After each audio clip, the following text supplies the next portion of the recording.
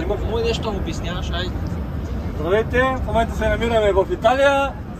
Тръгнахме от базата в Мизеро с Гошко Минчев. Ето ме и мене. Здравейте, добро утро на всички. Как сте? Харесва му много на момчето тук и сме тръгнали да сменяме гуми на ремаркето. След това ще товарим и отиваме или на Франция, или на Англия. Това е, всичко е много готино и хубаво. Да.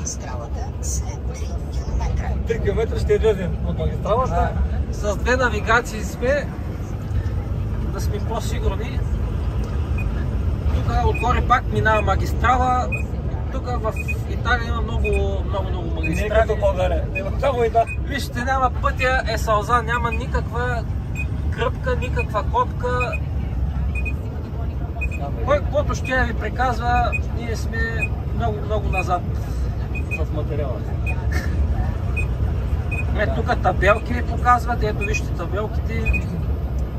Няма къде да сбъркаш. Ще влезем си малко 2 км. Ще завъртим. Ето, хората си карат по лекичка и си свиркат и си пеят. Ето го и баш майстора. Лек ден от мен ви желая. Айде, дами и господа, успешен ден!